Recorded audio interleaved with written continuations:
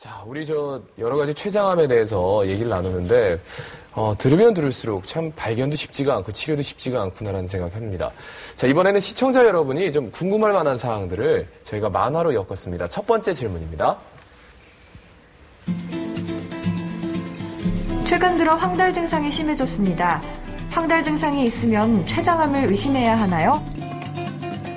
앞서 증상 중에 황달도 있었어요. 황달 증상이 갑자기 심해졌습니다. 췌장암을 의심할 수 있을까요? 네, 의심해야 합니다.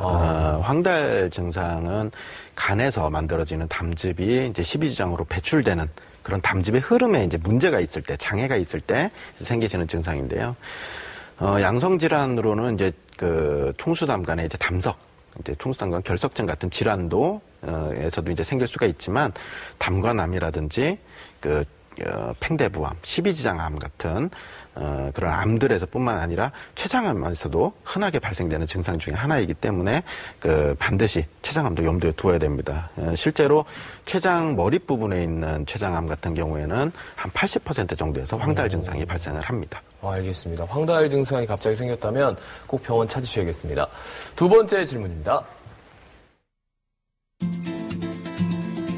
가족 중에 췌장암 판정을 받으신 분이 계신데 췌장암도 유전이 되나요? 췌장암이 유전이 된다. 굉장히 좀 심각한 얘기인데요. 네. 어떻습니까? 췌장암 중에서 한 5%에서 한 10% 정도는 유전적인 원인이 이제 관여를 한다라고 생각되고 있습니다. 네.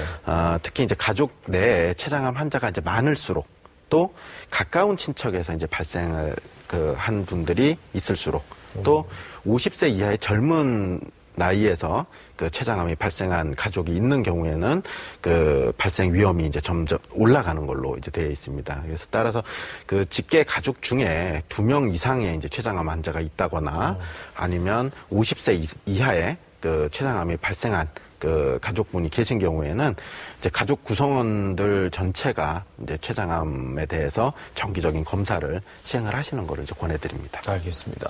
예, 유전이 있습니다. 그리고 직계 가족 중에 좀 가까운 가족 중에 췌장암 환자가 있다면 병원 가서 꼭 췌장암 검사를 좀 해보시기 바랍니다. 자, 세 번째 질문입니다.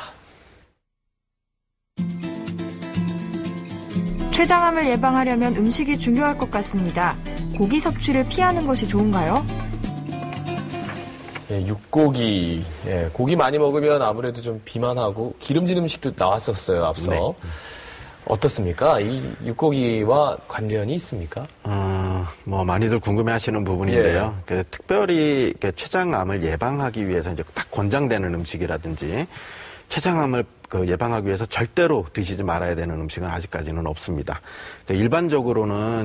하지만 일반적으로는 이제 육류라든지 네. 과도한 지방 섭취 같은 거는 이제 췌장암 발생 위험을 조금 올리는 걸로 이제 알려져 있고 신선한 과일이나 채소 같은 것은 췌장암 발생 위험을 좀 낮추는 걸로 알려져 있지만 아직까지 연구마다 이렇게 딱 일정한 결과를 이렇게 보고하고 있지는 않습니다. 또 이제 이런 음식들이 어떻게 해서 이제 암을 발생을 시키는지 또 얼마나 영향을 주는지 그런 부분들도 아직은 정확하게 알려져 있지는 않습니다. 그러니까 췌장암을 예방하기 위해서 고기 섭취를 반드시 피해야 된다.